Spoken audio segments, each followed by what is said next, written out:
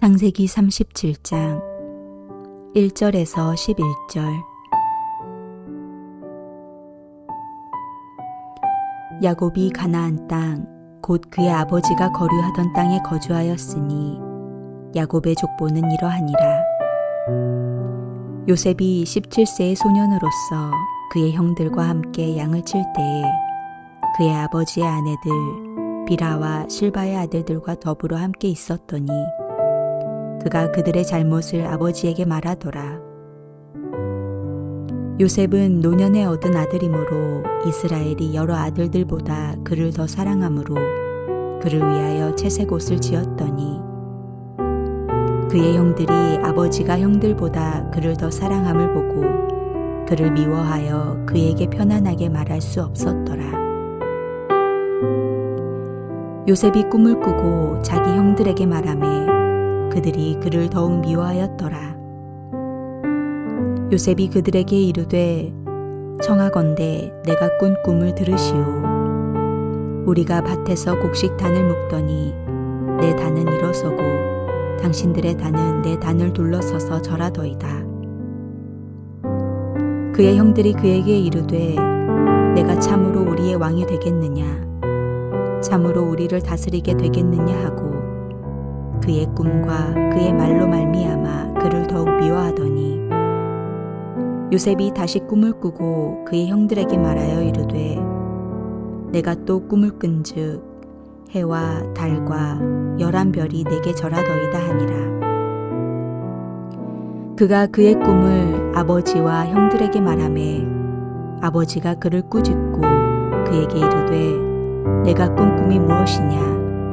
나와 내 어머니와 내 형들이 참으로 가서 땅에 엎드려 내게 절하겠느냐? 그의 형들은 시기하되 그의 아버지는 그 말을 간직해 두었더라.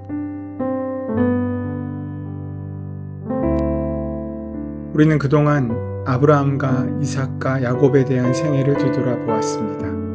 그들에게도 인간적인 실수는 있었지만 그들은 믿음의 조상이 되었습니다. 그리고 오늘 본문은 우리에게 또 다른 믿음의 조상이 되는 요셉의 삶을 보여주고 있습니다. 요셉의 삶을 볼 때마다 격려와 용기와 감동을 받는 것은 그가 최악의 상황을 최선으로 바꾸었다는 데 있습니다. 누구든지 위기를 경험합니다. 하지만 위기가 문제가 아닙니다. 그 위기를 어떻게 축복으로 바꾸는지가 중요합니다.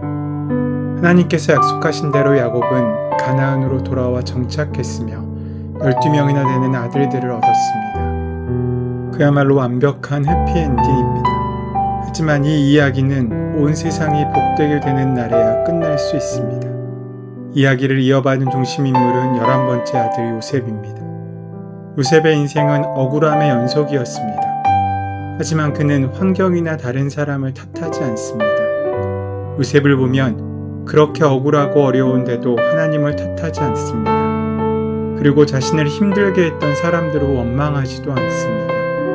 그에게는 하나님께서 허락하신 꿈이 있었고 그 꿈을 이루실 하나님에 대한 신뢰가 있었습니다. 요셉의 생애의 클라이막스는 용서입니다. 형들을 용서하고 모든 사람을 사랑으로 다 품고 나서 요셉의 생애는 마무리됩니다. 이런 사람이 바로 예수님이셨습니다. 요셉이야말로 가장 예수님을 닮은 성경 속 인물이라고 할 수 있습니다. 오늘 본문에서 우리에게 보여주고 있는 것은 요셉의 정직함입니다. 그의 아버지 야곱은 사기꾼이었습니다. 그 이름도로 그는 세상의 모든 것을 자기의 것이냐 움켜쥐는 인생을 살았습니다. 형 에서의 장자권과 축복권을 훔쳤고 그로 인해 집을 떠나 방랑의 세월을 보낸 사람이었습니다. 성경을 보면 놀라운 것이 많습니다. 이삭에게서 야곱이 나온 것도 놀랍고 야곱에게서 요셉이 나왔다는 것도 놀랍습니다. 우리가 어려운 일을 많이 겪었다 할지라도 극복할 수 있다는 것을 본문은 말씀해 주고 있습니다. 요셉을 보십시오. 그는 신기할 정도로 요셉은 그 모든 환경의 어려움을 뛰어넘었습니다. 본문의 말씀을 보면 요셉은 아버지와 형제들과 함께 약속의 땅에서 자라고 있었습니다. 이것은 아마 요셉의 마음속에 어릴 때부터 하나님에 대한 약속, 믿음이 자리 잡을 수 있었던 터전이 되지 않았을까 싶습니다. 어떤 분위기에서 우리 자녀들이 자라는지가 중요한 이유가 여기 있습니다. 야곱은 요셉을 극진히 사랑했습니다. 그런데 그 사랑이 지나친 것이 문제였습니다. 여기에서 살펴보면 요셉에게 문제가 있었던 것이 아니라 아버지에게 문제가 있었다는 사실을 알 수 있습니다. 아버지 야곱이 요셉을 편애한 것입니다. 요셉에게 채색 옷을 입히니 다른 형제들이 시기하고 질투했습니다. 말도 그에게 험하게 했습니다. 그런 상황이 벌어지고 있었습니다. 야곱이 요셉을 편애한 것은 이해할 수 있습니다. 4명의 부인 중에 요셉의 어머니였던 라헬은 야곱이 가장 사랑했던 여인이었기 때문입니다. 그 여자가 낳은 아이를 야곱이 사랑한다는 것은 이해할 만한 일입니다. 또 어머니가 일찍 죽었기 때문에 아버지로서 안타까운 마음이 있어서 요셉을 누구보다 더 챙겼을 것이라는 짐작도 갑니다. 그래서 성경을 보면 여러 아들들보다 그를 더욱 깊이 사랑하여 채색 옷을 지어 입혔다고 되어 있습니다. 하지만 그 결과는 형들의 시기와 질투 그리고 가정의 불화였습니다. 여기서 우리는 몇 가지를 배우게 됩니다. 편애는 자녀들에게 갈등을 준다는 것입니다. 가정의 불화를 가져오게 됩니다. 부모도 인간이기 때문에 자녀들 중에 누구를 더 특별히 사랑할 수 있습니다.